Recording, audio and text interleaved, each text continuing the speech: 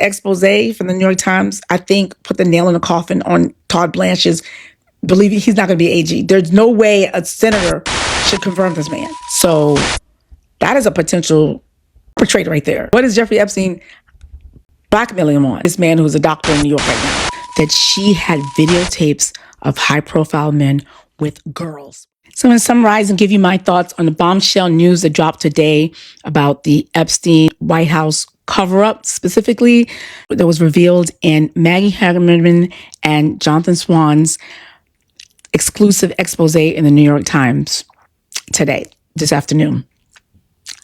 You can go read it yourself. You're watching this on YouTube. I'm going to put a link to a gift article so you can read it. It's quite lengthy. I read through the whole thing. A lot of people are talking about it. So I'm sure if you are up to speed on politics or you're in these spaces, you've seen different takes on it, and you probably are aghast at the level of cover up, the level of depravity, the just sheer ineptitude and bunglingness of this whole fiasco.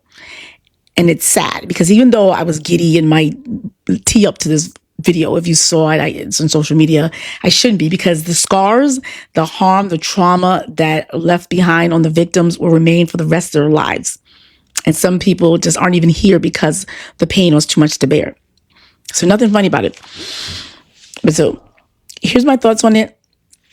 And I'm also going to give you an update on the surveillance tapes. That is what was discovered.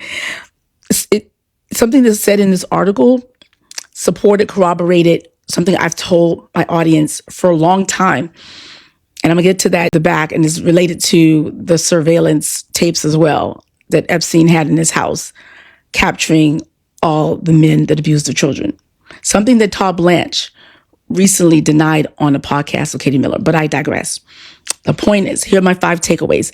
And if you didn't know, the TLDR, the cast of characters include Donald Trump himself, the man who they were trying to protect, Vice President J.D. Vance, Chief of Staff Susan Wiles, FBI Director Kash Patel, Deputy FBI Director Dan Bongino, and then the former Attorney General Pam Bondi, who, I don't know, okay, it's a mess.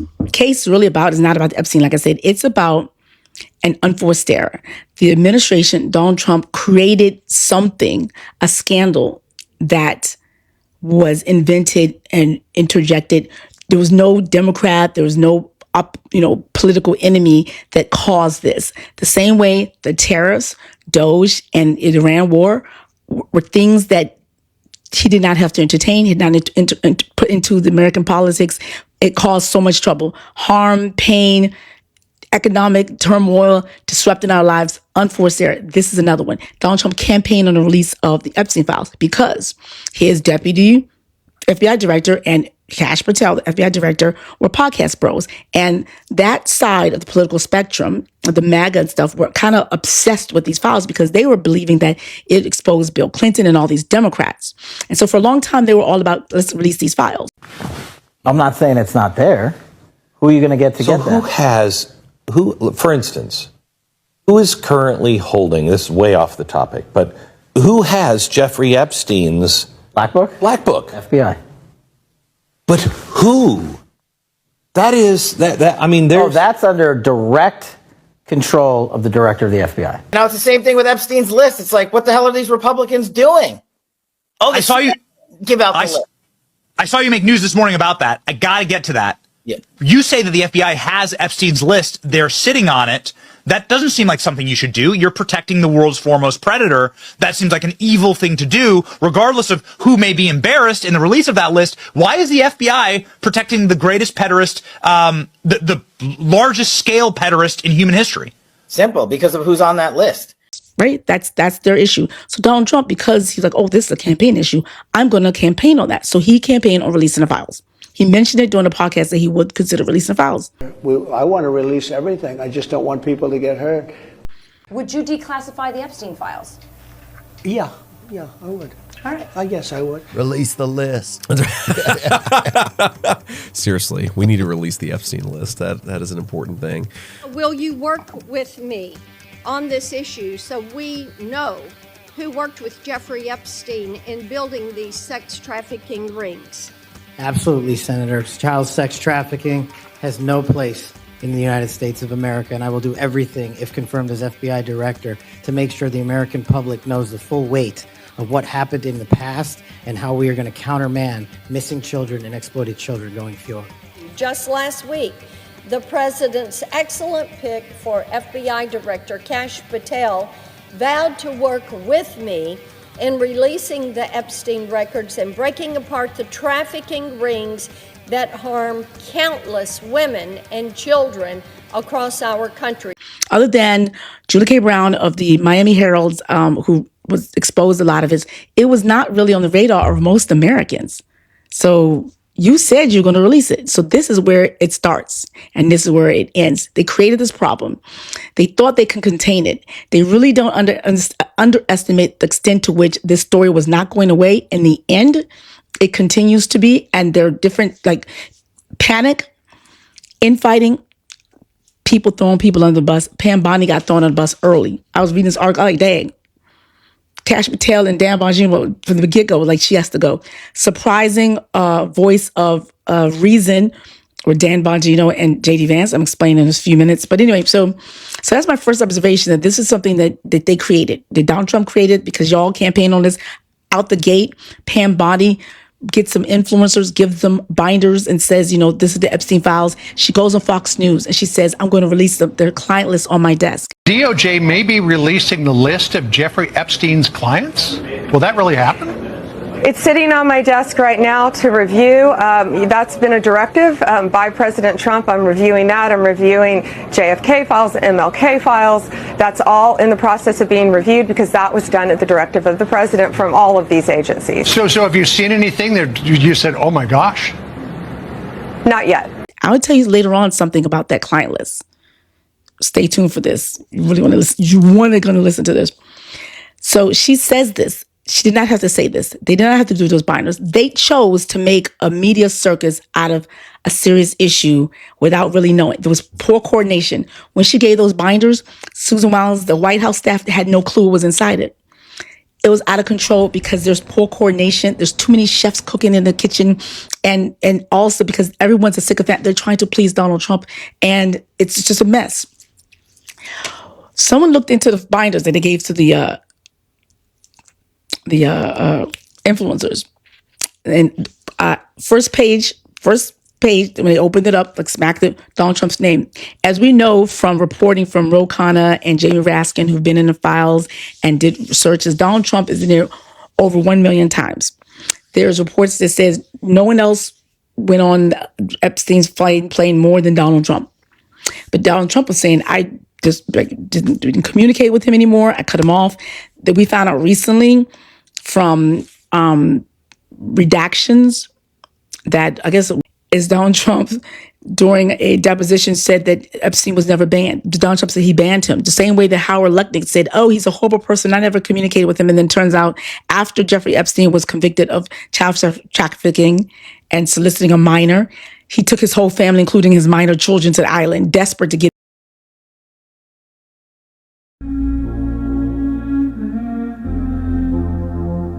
My wife and I decided that I will never be in the room with that disgusting person ever again. So I was never in the room with him socially, for business, or for even philanthropy. If that guy was there, I wasn't going, because he's gross.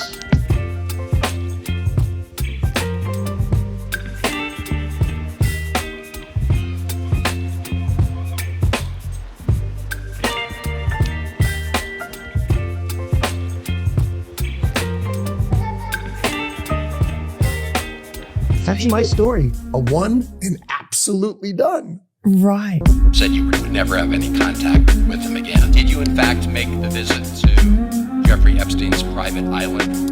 I did have lunch with him as I was on a boat going across on a family vacation. My wife was with me. So they're all just a bunch of liars. This is the Epstein class. But I digress. It's Pam Bondi, unforced error starts that. Then they realize, because Donald Trump is in it and what it means, that they have to contain it. But Donald Trump is Teflon Don. He has surpassed and overcome so many challenges, so many attempts. We thought when we thought he was dead, he pops back up. Teflon Don. And so they thought they would be able to contain this. It was Dan Bongino, who was a podcast bro, who told them, this is not just an online story. This is something that is going to get away from us if we don't contain this fast.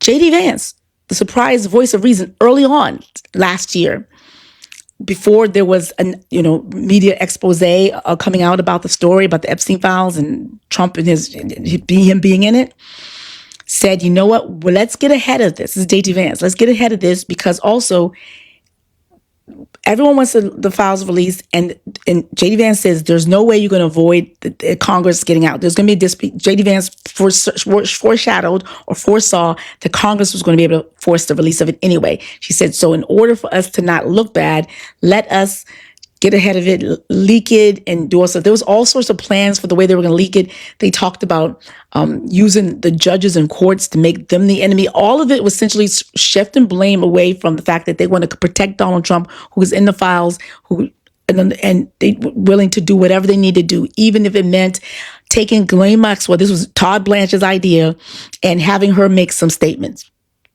This all happened in the Situation Room. The room that has no, you can't bring any devices in there. That's where we strategize about top secret things. The top secret thing they were talking about is how to protect the American people, from knowing the extent to which Donald Trump is in and out the Epstein files deep in there.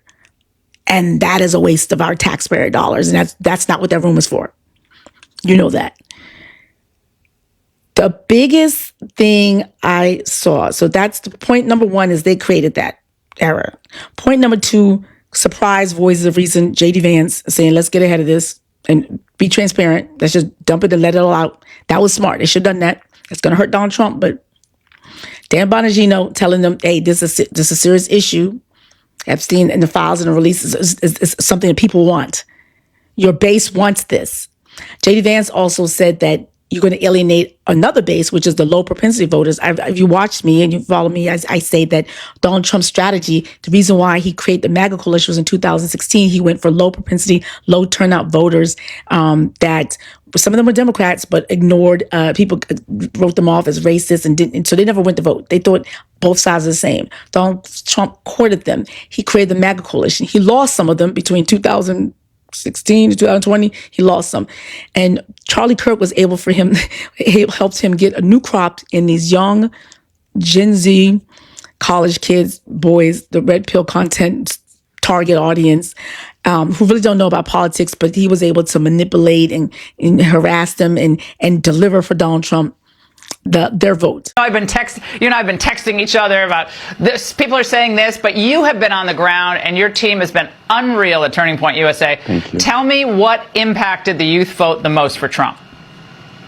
Well, look, first of all, your previous guess is exactly right. Donald Trump had a lot of support. And so what we at Turning Point Action are trying to figure out, we need to turn supporters into voters. It doesn't matter if people say, yay, Trump, and they go home. You need to do the hard work to turn low propensity voters and actually get their ballots into boxes, and that requires bodies. So we quietly hired well over 1,000 full-time people across all the battleground states in Arizona, Wisconsin, partially in Michigan and Pennsylvania. And I visited 25 college campuses this semester, and we started to draw crowds. Laura, I said, there's something happening here, guys. We're drawing 3,000, 4,000, 5,000 people, and the media wouldn't touch it. And the Kamala people would have like a little booth with 3 or 4 people, and we would register 500, 600, 700 first-time voters. Wow. But here's the other thing, is that the embracing of early voting is exactly one of the reasons why we did this. When you expand the amount of days, the net of which you can cast then, it increases your probability to bring first-time voters in. Think about it. If it's just one day, it's really hard to get first-time voters to show up on one day. If you have 30 days, and all of a sudden you have election month, it allows organizers like that we have at Turning Point Action, our ballot chasers, to be able to find these first-time voters and follow up 1, 2, 3, 4, 5, 6 times, text message, phone calls, and get those ballots in the boxes. Laura, the media was fawning over the Kamala Harris ground game, and I was laughing the entire time because the Kamala Harris, it was a complete consultant-driven media op. They said, oh, we knocked on 9 million doors. They were bragging about activity while we were doing results. We were banking votes for Donald Trump, and the results speak for themselves. We won the youth vote in Michigan, nearly won it in Wisconsin, competitive the youth vote in all across the 7 battleground states. Our plan at Turning Point Action worked, and I think it might have made a decisive difference in many of these states. And J.D. Vance was like, these folks also want this files out, and you're going to alienate them if you don't release it. So J.D. Vance and Dan Bongino, surprise voice of reason. Release the files, essentially, which is great for the victims. Now, the people who were supposed to protect our country, the acting Deputy Attorney General, who's now the acting Attorney General, Todd Blanche, did the most to manipulate the files, to hide the files. So while Attorney General Pam Bondi was key and integral in keeping these files behind and went along with the scandal to essentially flip the script and within a short amount of time go from we're revealing it, the client list is on my desk, to closing out the case at some point and saying there's no more to see here. Kash Patel went in front of Congress and said Donald Trump was in the files less than 100 times. You said you don't know the number of times Trump's name appears in the files, so it could at least be 1,000 times. Is that right? The number is a total misleading factor. We have not released anyone's name in the Epstein files that has not been credible. Director, could it at least be 1,000 times? We have released every piece of legally permissible information. Okay, you can characterize the numbers however you want it. I'm claiming my time, Director. It sounds like if you don't know the number, it could at least be 1,000 times. It's not. It's not. Is it at least 500 times? No. Is it at least 100 times? No. Then what's the number? I don't know the number, but it's not that. Numerous times, Todd Blanche was like, if there's any men to prosecute, we're going to go after them. If we had information, we meaning the Department of Justice, about men who abused women, we would prosecute them, right? We talked about the work that we're doing. That's why I said that. I said this earlier. There's this built-in assumption that somehow there's this hidden tranche of information of men that we know about that we're covering up or that we're choosing not to prosecute. That is not the case. Hello. I know, and I followed several Epstein file sleuths that have discovered so many people. Me, myself, I found a doctor in New York. I looked at the little black book because that's been released. And some of the people in the Epstein files are in the black book. And if you search, they're there. So the people who were participating, who helped recruit children, who help work with them, they exist. They're out there. There are lots of them out there. They're in the files. I can find them. Why is Todd Blanche saying if there's people to be found, if there's any people we know, we're fine? He never, ever intended to do that because they knew Donald Trump was in it. So while Pam Bondi did do what she did, and at some point there was a secret recording for her saying there's all these little kids, and it turns out those videos were a lot of child, explicit actions with some children videos, lots and lots and lots of that. And so they said, I cannot put that in the files, obviously, so we have to redact all of them. That's what she said in the secret recording. But there's other videos, talk about in a second. And so she knows about these recordings. So who created these? So that's a problem in itself. Like, who made these videos? Are these people, these are victims in these videos. And who? But anyway, that's an issue for another day. It's an issue, but it's an issue. But she bumbled it so badly that they were ready to throw her on the bus. They called her Blondie. They said she didn't know what she was doing. But remember, Donald Trump campaigned on the Epstein files. Kash Patel was always talking about the Epstein files when he was a podcaster. He said, why is they not released? So why are you blaming Pam Bondi for doing what she's supposed to do and say she's going to release them? And now you're telling me to do a 180, and it's not a good look. The 180 is not going to work out well. It's not going to be well received, and it was not. The more they tried to hide it, the more they tried to shift, the worse it got. I don't know if Donald Trump was lying or they told him something. When he was interviewed, he said that they say I'm not in the files a lot. I've been totally exonerated. I'm like. So Hillary Clinton said in an interview today that she and her husband are getting pulled into the Epstein matter to divert attention from you, and that your administration has something to hide. What's your response? I have nothing to hide. I've been exonerated. I have nothing to do with Jeffrey Epstein. They went in hoping that they'd find it and found just the opposite. I've been totally exonerated. In fact, Jeffrey Epstein was fighting that I don't get elected with some author, a sleazebag, by the way. And I've been totally exonerated. No, they're getting pulled in, and that's their problem. I don't know, they're going to have to see what happens. But I watched her in Munich, and she seriously has Trump derangement syndrome. Do you think that she should publicly testify? I've been totally exonerated on Epstein. And it's really interesting because they've been pulled in. Think of it. They've been pulled in. Clinton and many other Democrats have been pulled in, yeah. We're all looking at it like, we see where they redacted the word Trump, this trumps that, because it had Trump. We see where it was like radon, and the radon was redacted because the Don in it. So we know you try to hide that. So she's a bad actor in this. However, who I feel is more a bad actor, and she threw Blanche on the bus, because at some point she said she didn't know things, and the New York Times reporting says at some point she was left out of the picture because they felt like she bumbled it. They moved on, and Todd Blanche was taking the helm. The current acting attorney general went above and beyond to hide something that is now congressional law to reveal, and is trying to protect Donald Trump. So he is loyal to Donald Trump. This seals the deal, because he just came from Congress recently, and I think it was the senators and the House of Representatives say, you have a conflict of interest. You have no business. Your loyalty is to Donald Trump. You were paid $10 million to represent him in this criminal case, and you lost, by the way. So he's not even a great lawyer, and he still doesn't know what he's doing. And why are you still trying to vie to be the Attorney General of the United States? That $10 billion slush fund, that write-off, that scam, he didn't even try to argue. That's another thing. No one put their name on that. Why are you trying to be the attorney general again? So this expose from the New York Times, I think, put the nail in the coffin on Todd Blanche's believing he's not going to be AG. There's no way a senator should confirm this man at all. Because a lot of the things that was said, it was an article, but whoever insider leaked it, it was too much juicy information for it not to be true. It's not the type of stuff you can make up. I'm sorry. So I think that disqualifies Todd Blanche off the jump right there. And Todd Blanche, when they decided to release a July 7th memo saying there's nothing to see there, nobody wanted their name on it. Notice, no one signed their name on the $10 billion FBI, whatever nonsense. No attorney entered appearance in that case. Something I tell you, monitor my account, is I tell you I'm in the dockets. I see that Pam Bondi rarely puts her name in declaration. They rarely have high-level officials. They're always throwing like low-level officials who don't even know what's going on. They tell them something, and they make them swear under oath because they're fearful of the consequences of this. They know something coming after this. Donald Trump's the entire 2020 scheme. And by the way, as I read this stuff, I read that article, it immediately brought to my mind me reading the recently released affidavit witness testimony presented in Georgia finding the votes case.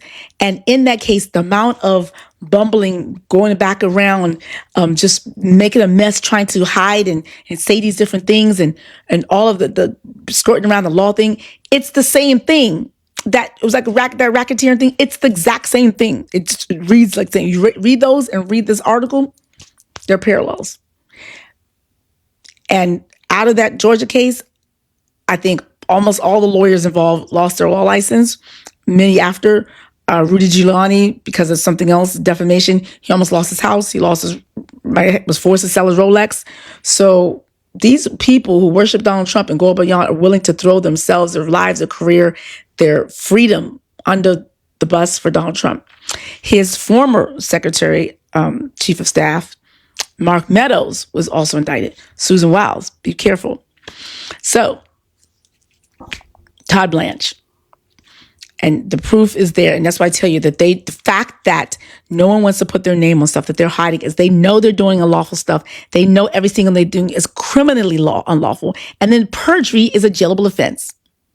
So that tells you something. When you say, is there going to be accountability? They know accountability is possible. Because Stephen Bannon already said if the Democrats retake the House and or the Senate in November, we're going to jail. And I will tell you right now, as God is my witness, if we lose the midterms and we lose 2028, some in this room are going to prison, myself included.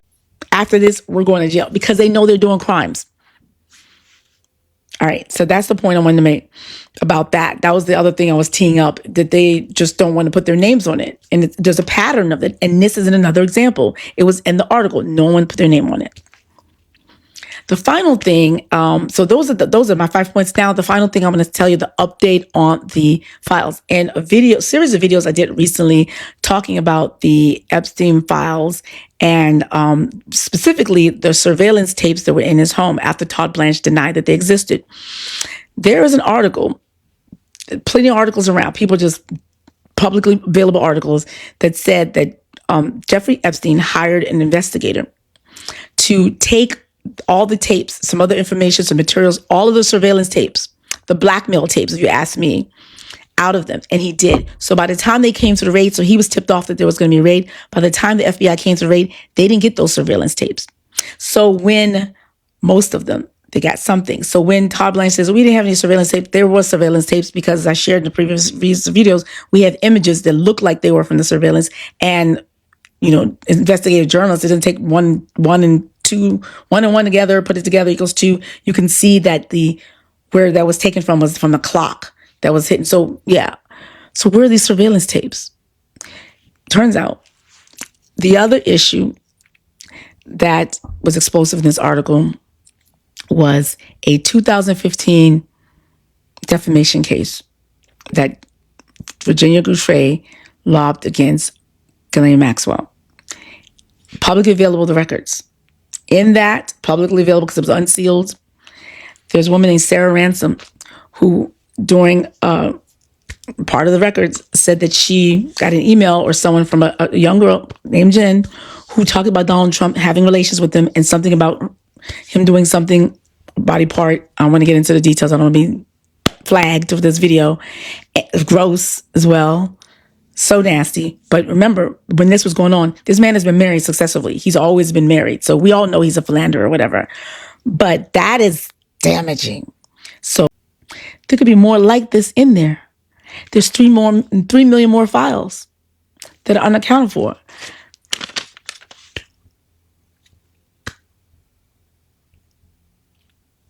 That's why they're trying to hide it.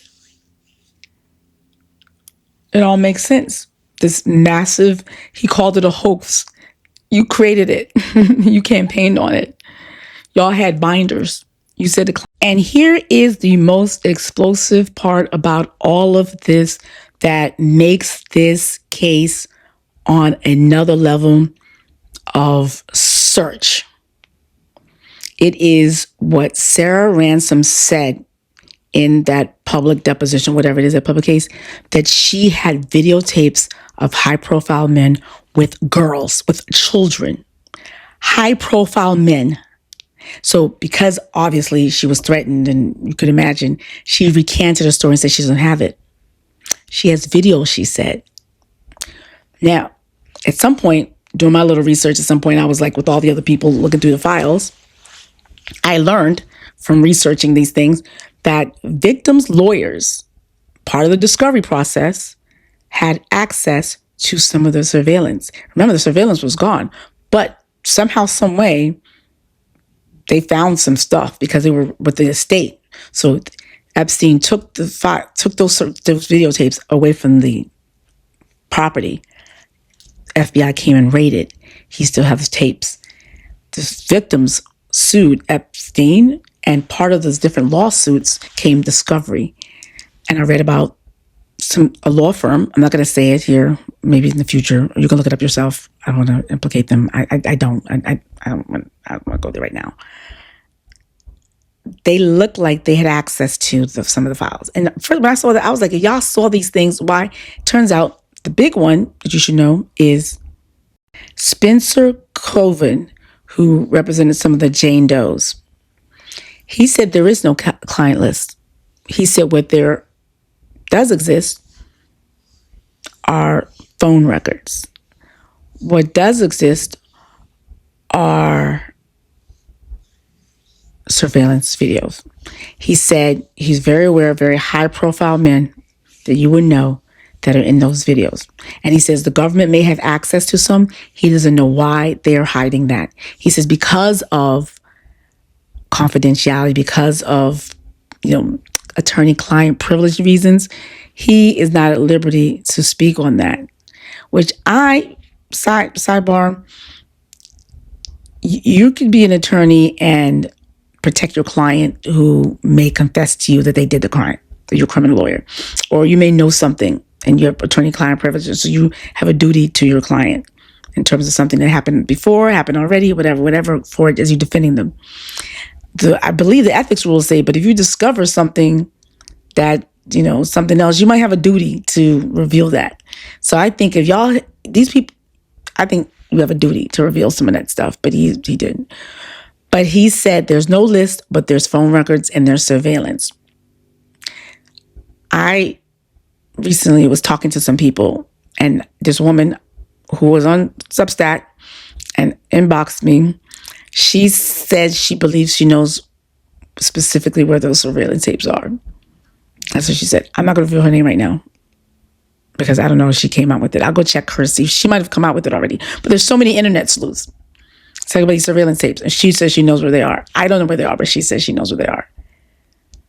And she saw them. She saw images of it in the files. So this is why they're trying to hide those 3 million. Because if those internet sleuths, we found all this information. We found pictures. We saw videos. We saw some people in Europe are being, there's redactions. When we unredact all the names of the 3 million we already have and the 3 million later, and if there's somehow there's videos or still shots, it's not going to be pretty. And there's a chance that that guy at the top, if you in the files over 1 million times, on his plane like 8 times, whatever it is, he called you his best friend. When they asked, during his deposition, when Jeffrey Epstein was asked, were you ever in a room with Donald Trump and underage girls? He pled the fifth. Have you ever had a personal relationship with Donald Trump? What do you mean by personal relationships? Have you socialized with him? Yes, sir. Yes? Yes, sir.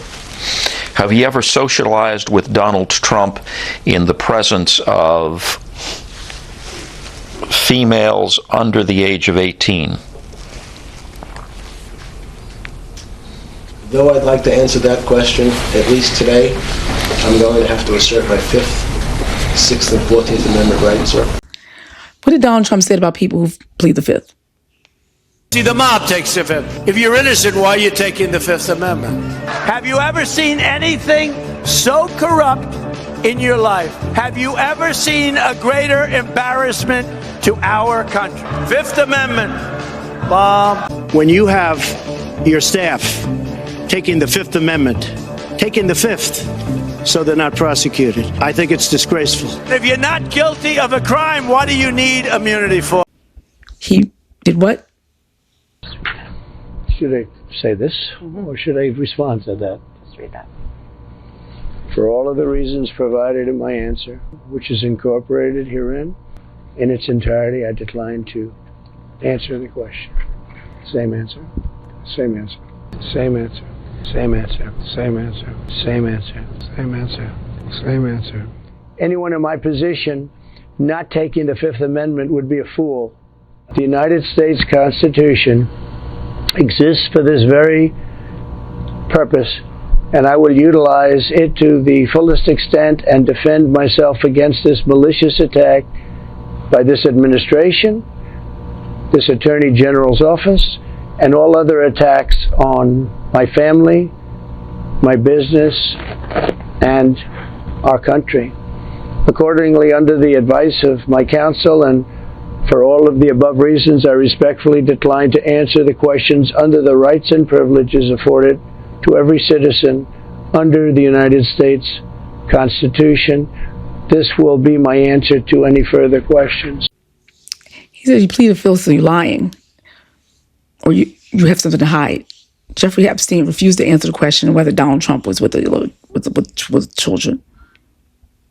1 million files, but 3 million files are missing. Yeah.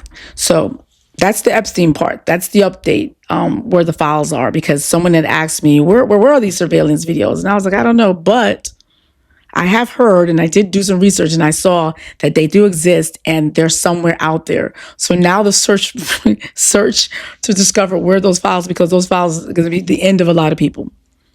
If he really did record these people doing these things. And that's how he was able to get a lot of these favors done. I saw an interview, I saw in the Epstein files, it was a doctor was performing all these procedures, like cosmetic procedures with these women. And in his exchange with Jeffrey Epstein, He asked Jeffrey Epstein for a loan, or he says, well, some of these women are rich. Can they pay me? And Jeffrey Epstein says in this email back to this guy, that we have a deal. If you don't want to stick with our deal, if I have to expose, I have to expose. I'm gonna do it. If you keep asking for money, the guy was like, "Oh, my bad." And also Jeffrey Epstein already loaned this guy money previously, so he's asking for more money, and then he's trying to get away from having to give free services. And Jeffrey Epstein seemingly is blackmailing him to continue to give the free services. That's just one. That's what I found. So that is a potential perpetrator right there. What is Jeffrey Epstein blackmailing him on? This man who's a doctor in New York right now. I found that. There's lots of people who are more invested in this that are finding lots and lots more things. That's all about, I'm going to say about that. I'm going to move back on. After this video, I'm going to do my legal L's. I want to update you on the UFC, the challenge to the UFC. I have series. I have a bunch of congressional hearings. There was one today, the one with Christopher Wright. Oh my goodness. Yeah, and the PTAC said Scott Turner, Lynn McMahon, Lee Zedlin, Burgess, I forget his last name. They're sycophants. They don't know anything. They were given Project 2025. They were caught on hot tape saying we just have the binders and we have all the staff. And when they start, we just give them the orders.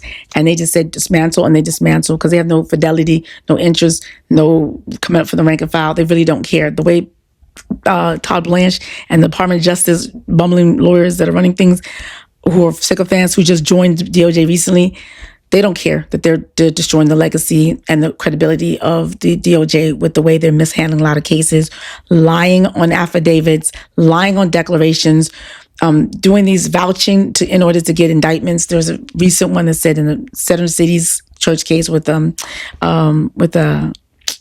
Lemon and the journalists and the protesters that they were vouching and they lied. They just made up stuff, and they were able to secure an arrest warrant based on a lie, a blatant, very material lie.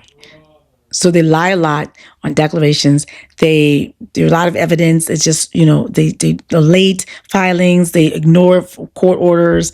There's so many of them being sanctioned or threatened to be sanctioned and disciplined and sent for disciplinary hearings and smacked. No judge. The majority of judges, other than perhaps a couple of sycophant judges that Donald Trump was able to get through, he got through a lot of judges this first term, and he looked like he's trying to do it again. That's why we need the Republicans to lose the Senate, because it's the Senate that gets them confirmed. So if we're able to flip the script in November, it's a wrap. That'd be the end of those judges. Anyway. That's it. Jay Lee, each one teach one. Share this video so more people know. It's really long. It's 30 minutes long, but I wanted to be thorough, and I hope that was helpful for you. And yeah, it's a shame. I'm going to try to put this up tonight because I know sometimes I say, I'm going to do all this stuff, and then I get tired and just knock out. But I'm going to do this. I may not do the legal L's. I might do the UFC update. I think I can do that. All right. Oh, and if you would like these receipts from this video, you want the receipts? You can get them at jdlegal.com/receipts. It's only for my members, paid members of the YouTube, Patreon, and Stack as a treat. If you would like something free in exchange for email, I have a Trump Survival Kit that's also free on my website. If you'd like to support my work here, because I'm user supported, I'm totally independent, you can buy me a cup of coffee. If everybody on this video buys me one cup of coffee, I'll be able to do this full time for a full year at least. So more to come, more insights. Yeah, so I usually do, this is interesting stuff. All right, take care. Talk to you soon. Oh, I'm going to put a link to a playlist so you can continue to watch I think I might do an Epstein playlist. No, I'm going to do a playlist. I'll put a playlist here so you can continue to learn from me and share this news.